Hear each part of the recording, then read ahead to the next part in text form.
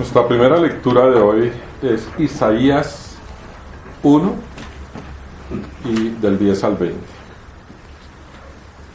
Visión que recibió Isaías, hijo de Amós, acerca de Judá y de Jerusalén, durante los reinados de Usías, Jotán, Acaz y Ezequías, reyes de Judá. Oigan la palabra del Señor, gobernantes de Sodoma. Escuchen la enseñanza de nuestro Dios, pueblo de Gomorra. ¿De qué me sirven sus muchos sacrificios?, dice el Señor. Estoy harto de sus holocaustos, de carneros y de grasa de animales engordados, la sangre de toros, corderos y cabras no me complace. ¿Qué vienen a presentarse ante mí? ¿Quién les mandó traer animales para que pisotearan mis atrios? No me sigan trayendo vanas ofrendas. El incienso es para mí una abominación. Luna nueva, día de reposo, asambleas convocadas. No soporto que con su adoración me ofendan. Yo aborrezco sus lunas nuevas y festividades. Se me han vuelto una carga que estoy cansado de soportar. Cuando levanten sus manos, yo aparto de ustedes mis ojos. Aunque multipliquen sus oraciones, no las escucharé, pues tienen las manos llenas de sangre. Lávense, límpiense. Aparten de mi vista sus obras malvadas. Dejen de hacer el mal. Aprendan a hacer el bien.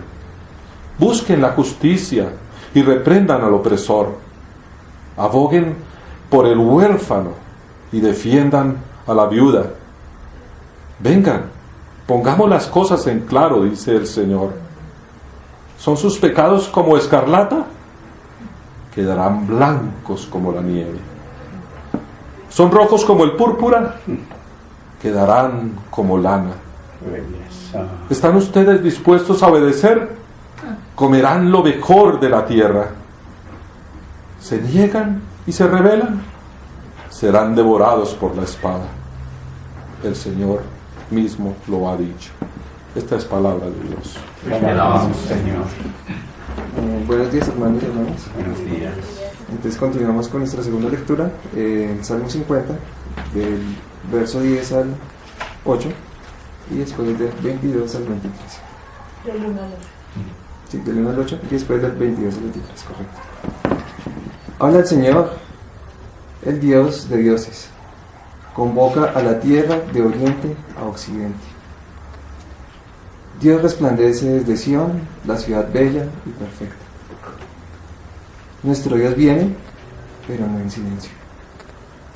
Lo precede un fuego que todo lo destruye, y en torno suyo ruge la tormenta. El Señor convoca a los cielos y a la tierra para que presencien el juicio de su pueblo. Reúnanme a los consagrados, a los que pactaron conmigo mediante un sacrificio. El cielo proclama la justicia divina. Dios es el mismo juez. Escucha, pueblo mío, que voy a hablar. Israel, voy a testificar contra ti. Yo soy tu Dios, el único Dios. No te reprendo por tus sacrificios, ni por tus holocaustos que siempre me ofreces. 22. Ustedes que se olvidan de Dios, consideren lo que he dicho. De lo contrario, los haré pedazos, y no habrá nadie quien los salve. Quien me ofrece su gratitud, me honra. Al que enmiende su conducta, le mostraré mi salvación. Esta es palabra del Señor. Te alabamos, Señor. La siguiente lectura está en Hebreos 11, y de ese capítulo leeremos los versículos del 1 al 3 y del 8 al versículo 16. Dice así: es pues la fe, la certeza de lo que se espera, la convicción de lo que no se ve, porque por ella alcanzaron buen testimonio los antiguos. Por la fe entendemos haber sido constituido el universo por la palabra de Dios, de modo que lo que se ve fue hecho de lo que no se veía. Verso 8. Por la fe Abraham, siendo llamado, obedeció para salir al lugar que había de recibir como herencia, y salió sin saber a dónde iba. Por la fe habitó como extranjero en la tierra prometida, como en tierra ajena, morando en tiendas con Isaac y Jacob, coherederos de la misma promesa, porque esperaba la ciudad que tiene fundamentos, cuyo arquitecto y constructor es Dios. Por la fe también la misma Sara, siendo estéril, recibió fuerza para concebir, y dio a luz aún fuera del tiempo de la edad, porque creyó que era fiel quien lo había prometido. Por lo cual también de uno, y ese ya casi muerto, salieron como las estrellas del cielo en multitud, y como la arena innumerable que está a la orilla del mar. Conforme a la fe, murieron todos estos sin haber recibido lo prometido, sino mirándolo de lejos, y creyéndolo, y saludándolo, y confesando que eran extranjeros y peregrinos sobre la tierra. Porque los que estos dicen claramente dan a entender que buscan una patria, pues si hubiesen estado pensando en aquella de donde salieron, ciertamente tenían tiempo de volver, pero anhelaban una mejor, esto es celestial, por lo cual Dios no se avergüenza de llamarse Dios de ellos, porque les ha preparado una ciudad. Esto es palabra de Dios. Te alabamos, Señor. Muy buenos días. Yo no hago nada, solo el sacristán nomás, enciendo luces. Exactamente. Camila me dijo, me recordó del texto que Darío va a leer. Estén encendidas vuestras lámparas. Digo, Jorge, ¿por qué no traes unas lamparitas para apoyar el mensaje? Entonces traje dos. Esta, aunque la conseguí en Grecia, es una réplica de las que se utilizaban precisamente en la época de Jesús, y no hubiera sido nada extraño que él tenía en mente esta lámpara, por varias razones. Una era lámpara del pobre.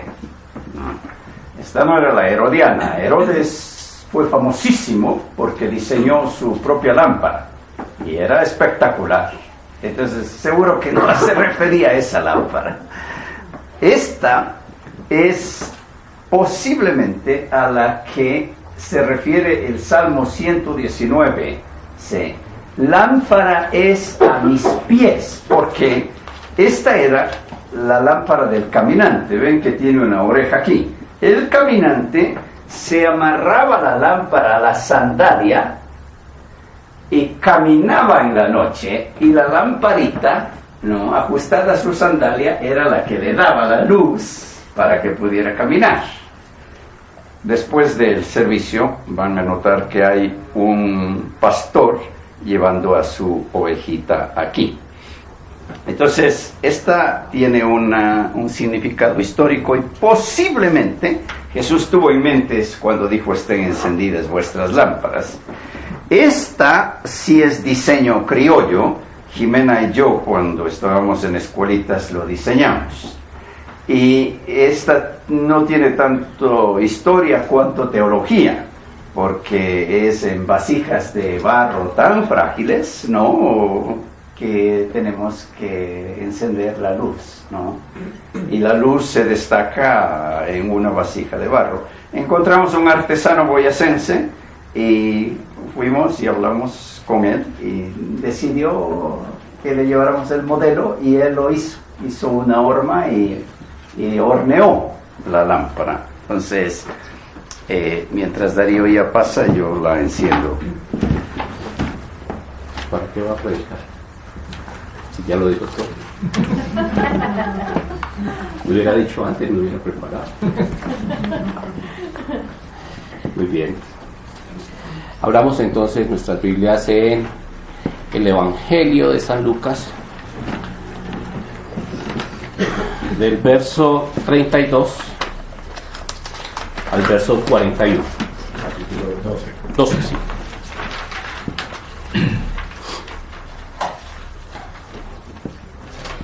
No tengan miedo, mi rebaño pequeño, porque es la buena voluntad del Padre darles el reino.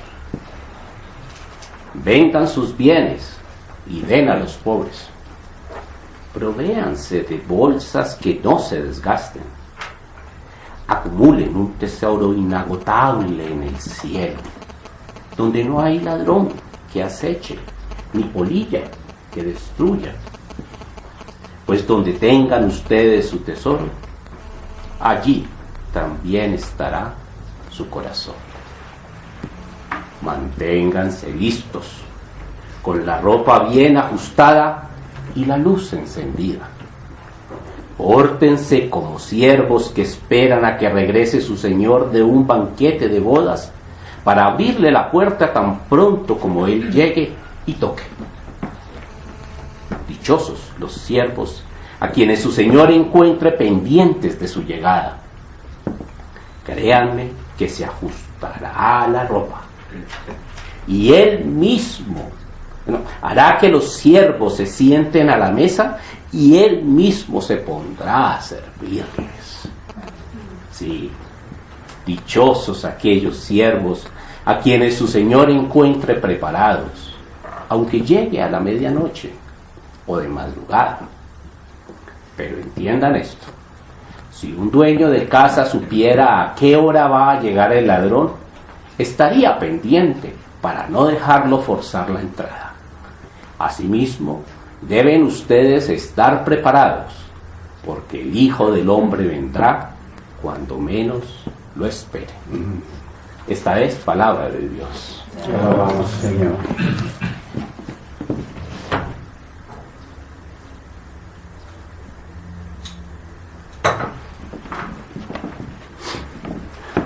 Buenos días. Buenos días. Con estas lecturas tan aterradoras, en principio, casi que se queda uno petrificado sobre cómo orientar. ¿Qué quiere decirnos el Señor frente a esto? Una de las cosas que yo he aprendido a lo largo de este pequeño caminar mío con el Señor es a tratar de responderme dos preguntas recurrentes. Una de ellas es ¿por qué? Y la otra es ¿para qué? Siempre que nos suceden cosas, generalmente nos preguntamos ¿por qué? ¿Por qué? Pero pocas veces nos preguntamos ¿para qué? ¿Por qué estamos aquí? ¿Alguien puede decirme por qué cada uno de nosotros está aquí? A ver, alguien que me diga. Para acompañarnos en nuestras luchas y en nuestras alegrías. Para acompañarnos. Congregación, sí. Dije por qué, ¿no? ¿Por qué? Entonces tú dices para Ajá. acompañarnos. Ok. ¿Qué otro? ¿A quién más se le ocurre alguna razón por la cual estamos aquí? Porque somos creados para adorar a Dios. ¿Por qué venimos a adorar a Dios? Ok. ¿Qué más? Porque necesitamos de la experiencia comunitaria. Porque necesitamos de la experiencia comunitaria. Sí, todas esas cosas. Sí, Mercedes. Porque Dios dijo que donde dos más estén reunidos en su nombre. Porque venimos y el Señor está aquí con nosotros. Venimos a estar con el Señor. Todas esas cosas suceden estando aquí. Son muchos porqués. Sin embargo, sería interesante preguntarnos los para qué. Pero en medio de todas estas cuestiones, yo he llegado como a la conclusión de que generalmente los porqués son las consecuencias de nuestras creencias.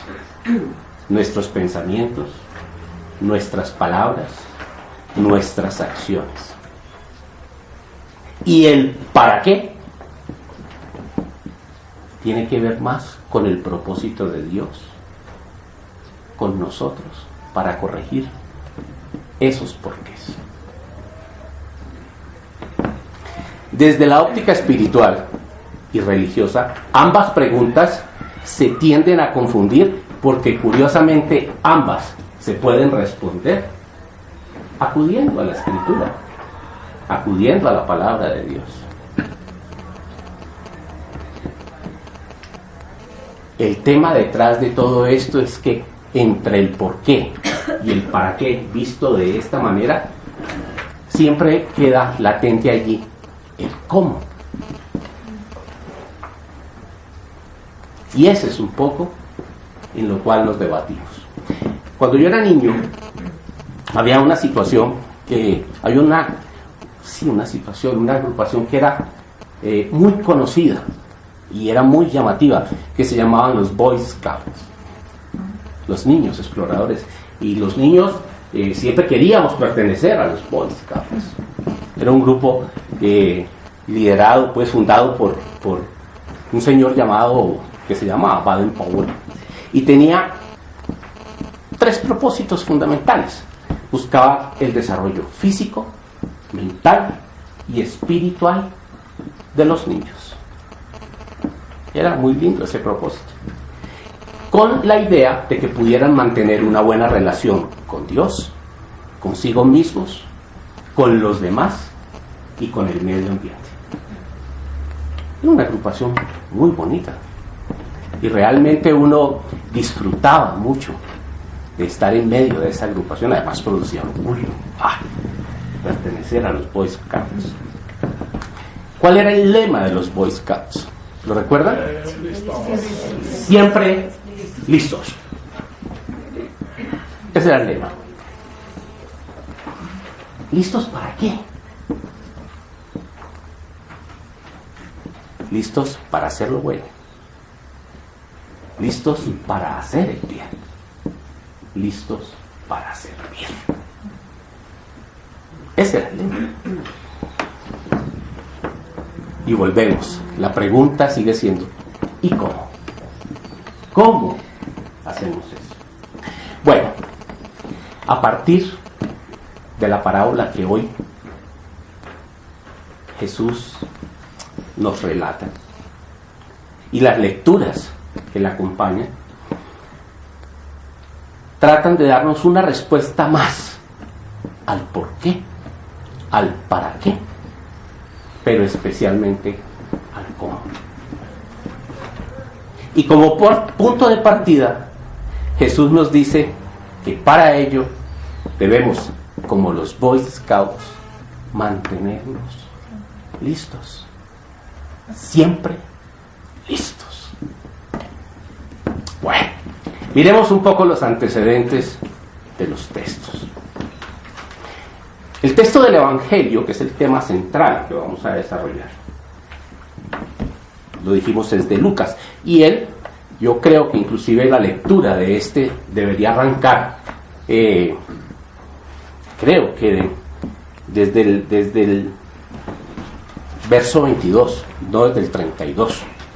Pero bueno, arranca hablando sobre el peligro que hay de ciertos expositores de la Escritura que dicen una cosa y hacen otra, son hipócritas, y entonces el Señor quiere resaltar ese cuidado con eso. Luego habla sobre la importancia y el peligro de ofender el Espíritu. Llega hasta decir: pueden hasta hablar mal de mí, pero el Espíritu Santo, aquel que haga eso, jamás tendrá perdón. Y finalmente entra en la etapa de hablar sobre qué hacer con las riquezas. Hace 8 días, Pastor Alfonso hizo la exposición aquí sobre la situación del rico insensato. Y llamaba la atención sobre qué decía Jesús acerca de cuál era la forma de manejar la riqueza y el peligro de un mal manejo de la riqueza. Luego continúa hablando sobre que naturalmente hay unas necesidades, pero dice Jesús, pero no se preocupen por ellas. Ustedes tienen un Padre y ese Padre sabe lo que ustedes necesitan. Más bien, ocúpense en buscar el reino de Dios y todas esas cosas materiales les serán añadidas. Y ahí termina. Entre otras cosas, me causa mucha curiosidad que hace 2000 años el Señor ya estaba hablando de mi familia. Porque si ustedes leen el verso 24 dice, fíjense en los cuervos, no siembran, ni cosechan, ni tienen almacén ni granero, sin embargo Dios los alimenta. ¿Cuánto más valen ustedes? ¡Qué maravilla! ¿Ah? Ya hablaba de mi familia. ¿Ah? Genial. Y no se refería muy bien, que digamos.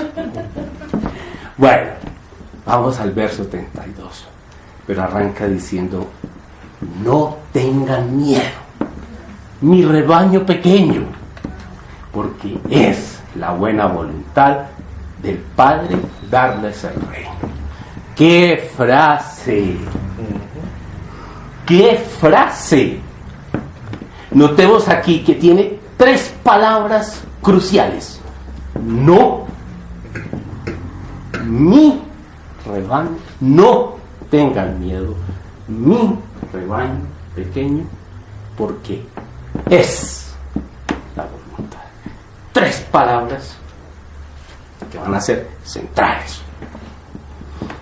Él desarrolla esta frase haciendo énfasis en estas 3 palabras. Pero con ello, cuando él desarrolla toda esta frase, al terminar de desarrollarla, nos irá diciendo el cómo es que vamos a lograr eso. Pero él pone una condición. Para que eso se dé, dice, pero tienen que proveerse de un tesoro. Un tesoro donde pongan su corazón, todo su empeño, toda su ocupación. Y él dice que hay 2 clases de tesoros. Los tesoros del mundo, los alimentos, los vestidos, la seguridad que da la acumulación de la riqueza. Y dice que hay también unos tesoros del reino. Y esos tesoros del reino, por el contrario, son inagotables. No se pueden robar, pero especialmente son eternos. Y él dice, escojan uno de los 2 tesoros. Y dependiendo del que escojan, van a ver cuál es la voluntad de Dios. Bueno, veamos lo que resulta de mirar las 3 afirmaciones. Y empecemos por la final.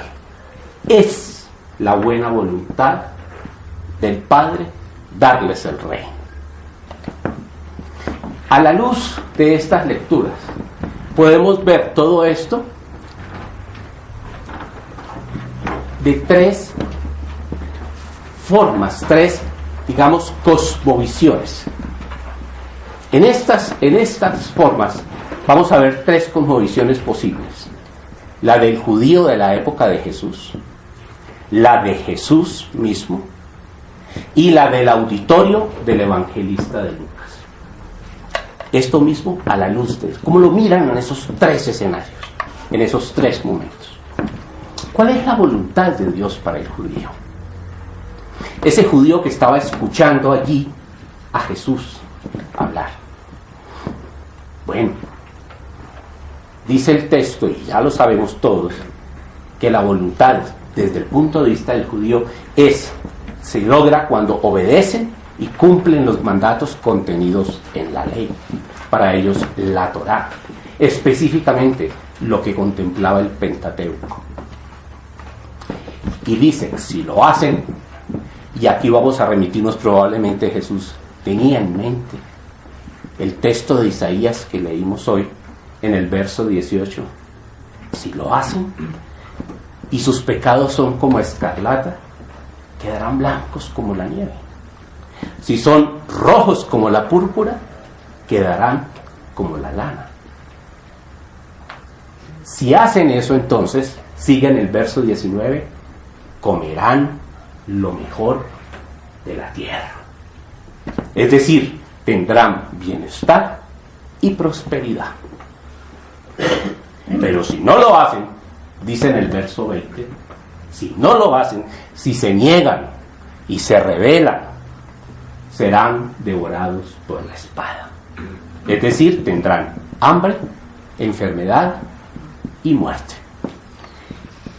La cosmovisión entonces del judío puede ser mirada de la siguiente manera: si tú tienes hambre, si estás enfermo o no tienes prosperidad, es porque no has obedecido la ley a Dios y por lo tanto no estás haciendo la voluntad de Dios.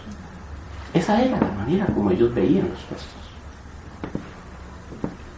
La causalidad entonces para evitar esta forma de ver la voluntad de Dios se puede mirar de la siguiente manera: busca los asuntos materiales como sea, hazlo con afán y con preocupación, hasta atormentándote si no lo logras.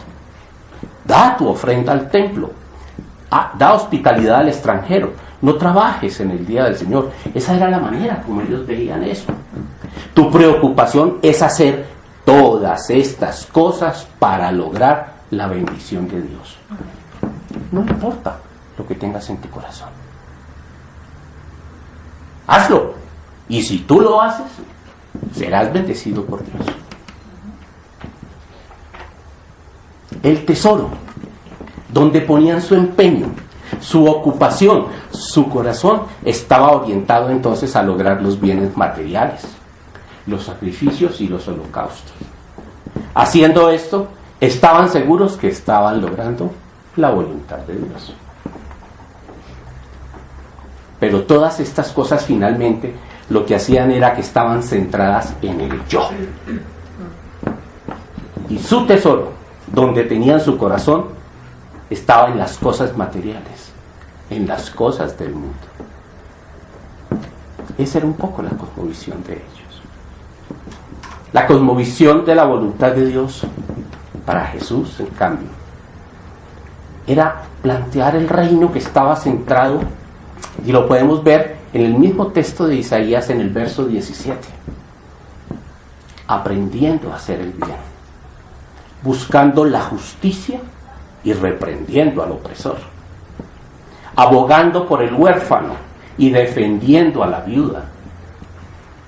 Y como él mismo lo dice en el verso 15, evitando la avaricia, pues la vida no depende de la abundancia de los bienes.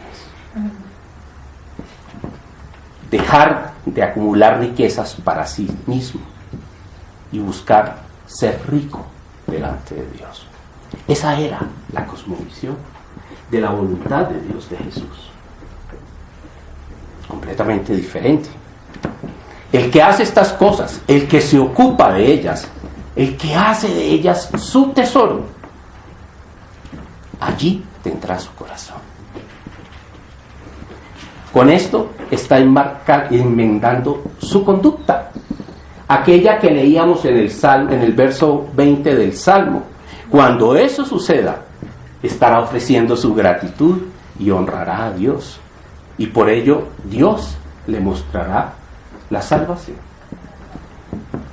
La ocupación aquí está centrada no en el yo, sino en el otro,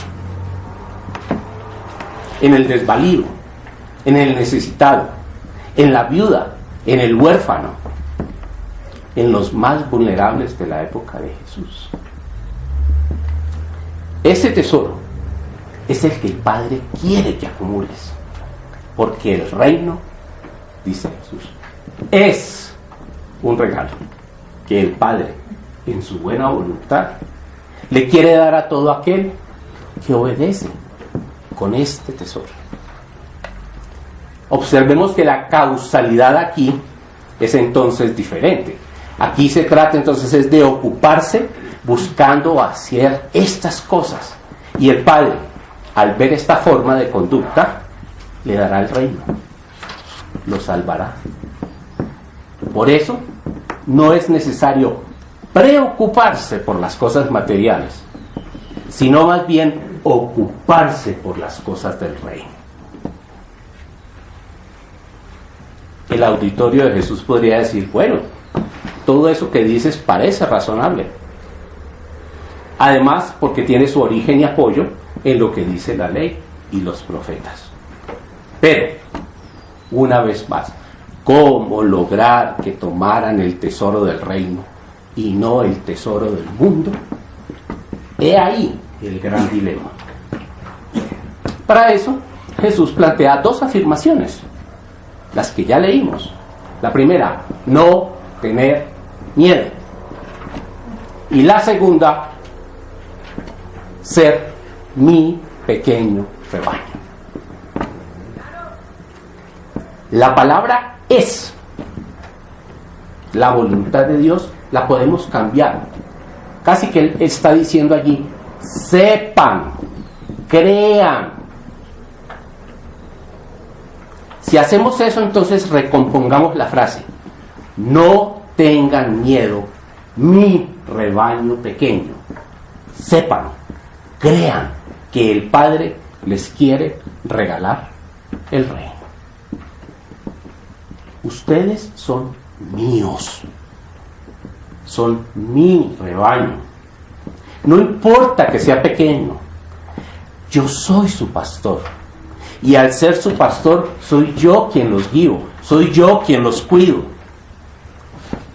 Quien les quito el miedo de optar por el tesoro del reino en vez del tesoro del mundo. Si son mi rebaño pequeño, buscarán los tesoros del reino. Con todo su corazón se ocuparán por hacerlo, cambiando su conducta, dejando de buscar los tesoros del mundo. Y haciendo esto, el Padre les regalará el reino. Claro que tomar estas decisiones producen miedo. ¿Cómo me evito yo dejar de preocuparme por el alimento, por el vestido, por el futuro? Sí, no es fácil. Pero dice él, pero la base para que esta frase se cumpla en las vidas de ellos se da en que tengan fe. Me encanta aquellos señores que cada año producen el leccionario. Me maravilla cómo escogen las lecturas. Mire cómo cogen todas estas lecturas y la articulan con el texto de Hebreos. Y entonces nos dicen, ¿cuál fe? La fe que maravillosamente escribe el autor de Hebreos. Esa fe, aquella que tiene la certeza en lo que se espera y que tiene la convicción a pesar de no ver.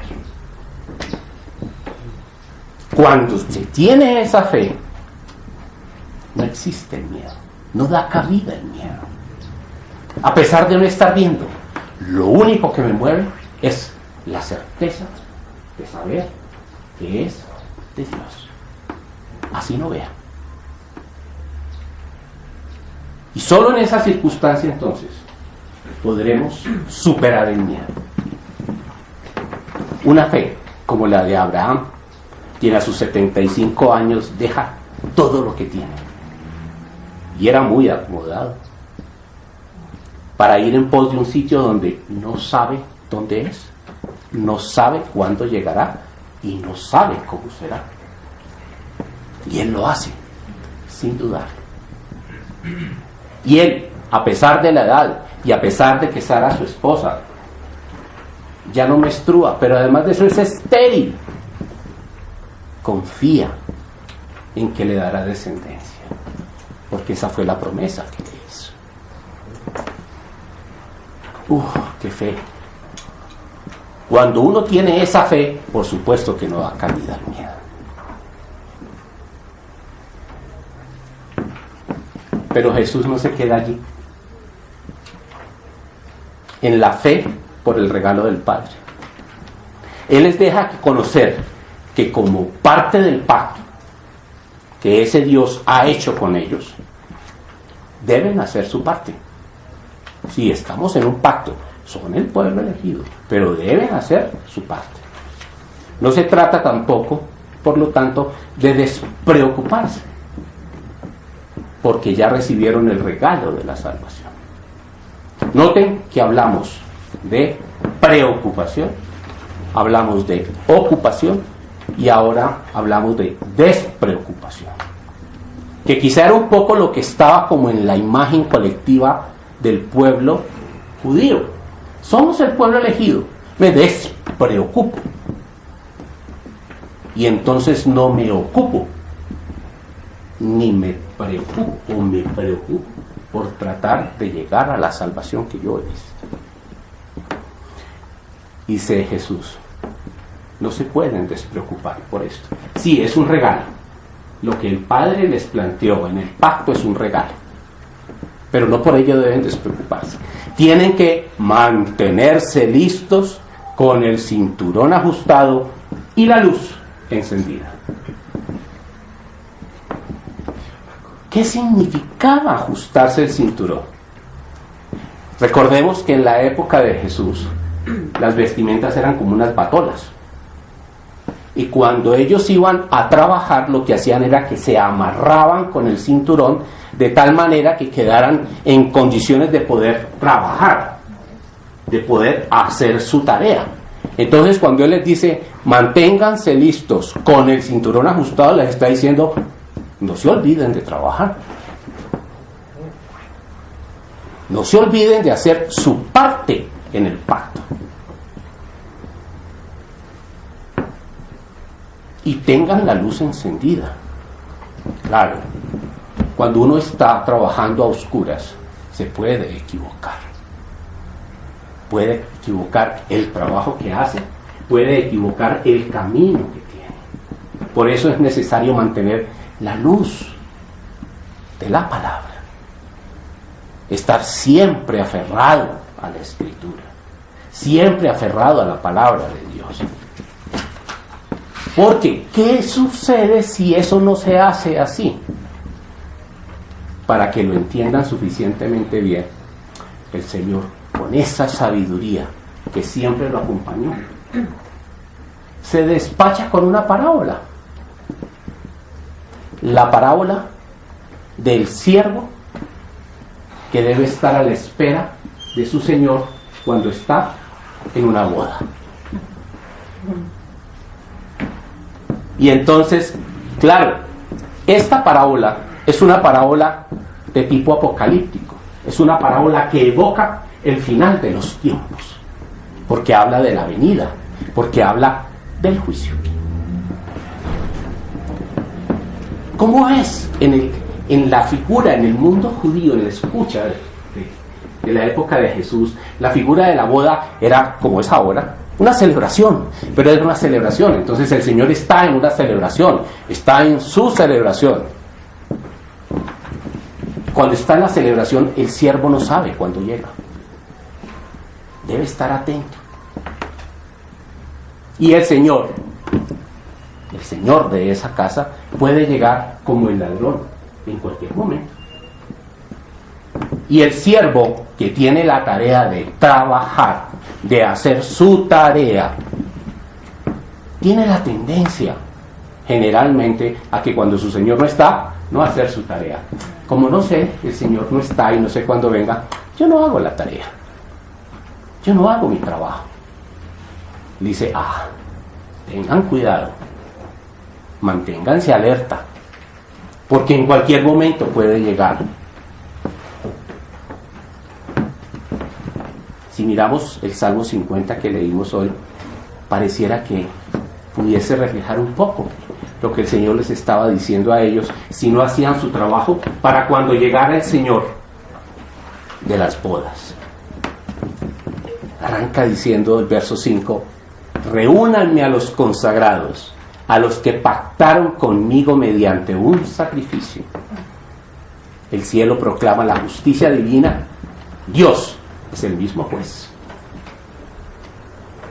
Y dice, inicia el juicio diciendo, no te reprendo por tus sacrificios ni por tus holocaustos que siempre me ofreces. Claro. Venimos a la iglesia. Claro. Adoramos al Señor. Claro. Hacemos los devocionales. Claro que sí. Le ofrecemos sacrificios. No te reprendo por eso. Dice aquí el Salmo. No necesito becerros de tu establo ni machos cabríos de tus apriscos. Pero dice, ¿qué derecho tienes tú de recitar mis leyes o de mencionar mi pacto con tus labios? Ah, siervo que no has hecho tu tarea. ¿Qué derecho tienes tú cuando aborreces mi instrucción? Mis palabras las desechas. Ves a un ladrón y lo acompañas. Con los adúlteros te identificas. Es que es muy bravo ese salmo. Para lo malo das rienda suelta a tu boca. Tu lengua está siempre dispuesta al engaño. Tienes por costumbre hablar contra tu prójimo y aún calumnias a tu propio hermano. Has hecho todo eso y he guardado silencio. ¿Acaso piensas que soy como tú? Sí.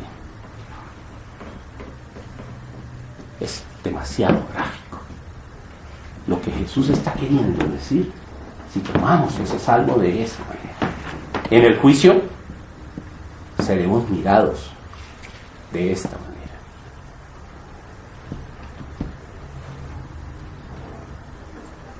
Pero al que enmiende su conducta, le mostraré mi salvación.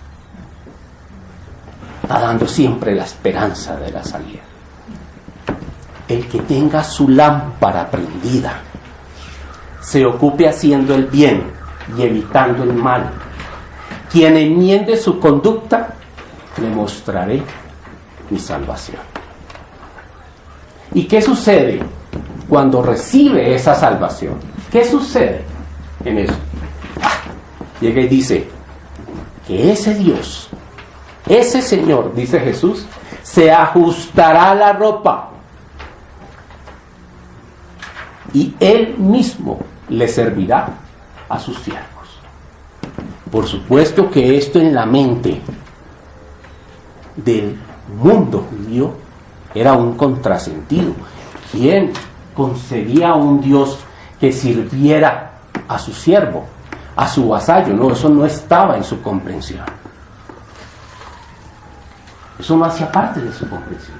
Era para ellos, por eso es una parábola, porque los incomoda, los desajusta, les quita la imagen que tenían de su Dios y les da una nueva imagen, pero una imagen completamente apegada a lo que dicen las Escrituras de la época de Jesús, de una fidelidad enorme. Esta imagen tuvo que haber descrestado a los discípulos de Jesús. Casi que les está diciendo, ¿saben qué? Vale la pena escoger ese tesoro. Poner en ese tesoro del cielo tu corazón. Ocuparse de tiempo completo por llevarlo a cabo. Pues si lo haces, el Dios con quien has realizado el pacto te dará la salvación. Es lo que Él siempre ha querido. Es su buena voluntad. No te dé miedo. Pues si eres de mi rebaño, aunque sea un rebaño pequeño, si mantienes la luz encendida y como Abraham crees en todo esto, aunque no lo veas, seguro ese Dios que es como un padre te dará todo lo que necesites y te hará sentar para Él mismo servirte. ¡Qué frase! Y se desprende del tesoro que escojamos. Y se desprende de cómo miremos llevar a cabo ese tesoro. si será entonces un tesoro centrado en el yo o un tesoro centrado en el otro. Si yo me ocupo en hacer mi tarea y estoy siempre con la luz encendida para no equivocarme, para no apartarme. Imagínense ahora lo que significaría este texto en el auditorio del evangelista de Lucas. Unos 30 años después de la muerte de Jesús, 40 años, 50 años, cuando se empieza a escribir este evangelio, en medio de las persecuciones, en medio de una comunidad que es rechazada, de una comunidad que es repudiada, de una comunidad que es asesinada, hablar de escoger el tesoro del reino en vez del tesoro del mundo es tremendamente difícil. Pero les da esa luz de esperanza y les dice: créanlo. Si ustedes son mi rebaño, créanlo. Créanlo, que el Padre estará a su servicio y les dará todas estas cosas.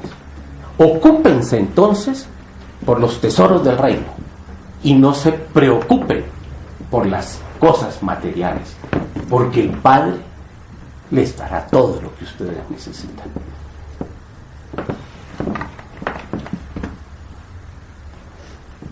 ¿Cuál es la cuarta cosmovisión?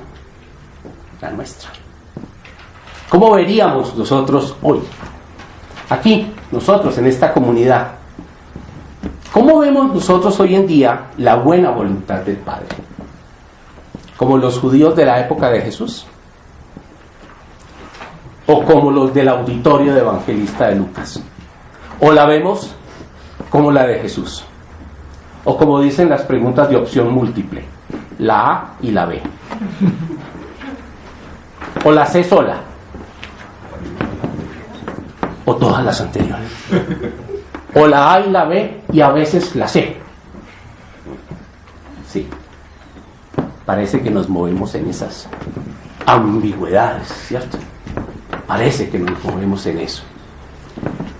Esta es una sociedad llena de necesidades, claro que tenemos necesidades, pero además es una sociedad llena de muchas tentaciones, cosas que nos invitan a tener, porque nos dan más bienestar, porque nos dan más presencia social, porque decimos para eso trabajamos. Claro, ese es parte de nuestro mundo hoy en día. Y por eso tenemos un desafío enorme en ver cuál es el tesoro que vamos a escoger. ¿Los tesoros del mundo o los tesoros del reino? Entendiendo que tesoro es aquel en el cual vamos a poner nuestro corazón, del cual vamos a ocuparnos, no a preocuparnos. Pareciera que las fuerzas como que no nos alcanzan para ocuparnos, solo como que nos alcanza a ocuparnos del yo, que el mundo está tan corrompido que si no me acomodo a sus condiciones no podré tener lo mínimo para subsistir. Eso pensamos. Pareciera con este comportamiento que como que Dios no tiene el poder, ni mucho menos la presencia, y que además no cumple su promesa en nuestra vida para darnos aquellos que necesitamos. Y por ello, mucho menos nos queda ni tiempo, ni espacio, ni fuerzas, ni recursos para centrar nuestra ocupación en hacer el bien, en servir al otro, en evitar la maldad, la mentira, la desconfianza, la malicia, el miedo. Hoy nos debatimos con todo esto entre la preocupación, la ocupación y la despreocupación. Ese es nuestro desafío. Y decimos, finalmente, lo que no está en mis manos, en mi granero, en mi banco, no me da seguridad. Solo lo que tengo allí es lo que me da seguridad. Oh, sí. Así pensamos. Claro que debemos ser precavidos. Claro que debemos ser prudentes. El Señor no está diciendo que no lo seamos. Es importante, por ejemplo, cotizar a un fondo de pensiones. Tenemos que pensar en nuestra vejez, por supuesto que sí. Es importante ser prudentes cuidando nuestra salud, lo que comemos. Claro que sí. Es importante hacer ejercicio para tener una buena vejez. Él no está diciendo que nos descuidemos con eso. Claro que debemos cuidar nuestro trabajo. Por supuesto que hay que cuidarlo. Pero esto no quiere decir que por buscar estas cosas lo hagamos de tal manera que solo nos dediquemos a ello y nos olvidemos de hacer el bien a los demás, de pensar en los demás, de tratar bien a los demás, de pensar bien de los demás. Ese es el énfasis que él quiere darle a esto. Hoy en día, yo diría que hoy en día, el pecado más grande que tiene el creyente es el pecado de la omisión. Hoy en día, nosotros, pudiendo hacer el bien, no lo hacemos. ¿Por qué? Porque no tenemos tiempo, porque no tenemos fuerza, porque estamos ocupados en nosotros.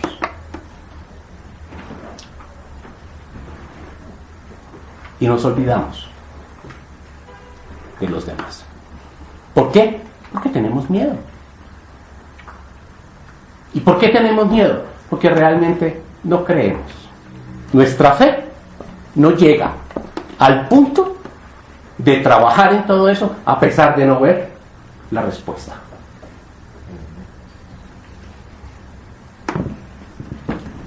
Por supuesto que nosotros queremos optar por la cosmovisión de Jesús. Eso sí es claro, lo queremos hacer. Todos los que estamos aquí lo queremos hacer. Queremos optar por los tesoros del reino. Claro que sí. Sin embargo, nuestro miedo, nuestra falta de fe, la certeza de saber que somos de Él, de que somos su rebaño pequeño, nos impide hacerlo. Finalmente terminamos poniendo nuestra fe en las cosas del mundo, pues es aquello lo único que podemos ver, es aquello lo único que podemos controlar, es aquello de lo único que tenemos certeza. Si queremos tener la salvación del Dios de la Biblia, debemos creer a pesar de no ver. ¿Qué debemos creer? Que Él nos la quiere dar, que es su buena voluntad. Debemos creer que es un regalo, pero que por el pacto que hemos sellado a través de Jesús, debemos optar por poner nuestro corazón en proveernos tesoros del reino, donde mi centro deje de ser el yo para tener realmente en cuenta el otro. Y que obviamente, probablemente eso dará miedo. Pero que para eso, el miedo, que es el peor enemigo de la fe, porque quien tiene miedo es porque realmente no cree que es parte del pequeño rebaño de Jesús. Y no cree que el Padre es un Dios que está presente. Es un Dios que todo lo puede. Es un Dios que cumple lo que promete. Que por todo eso es necesario, como el siervo fiel que espera la llegada de su Señor, pero que como no sabe que llegará, se debe mantener como los Boy Scouts, siempre listos. Esta es palabra de Dios.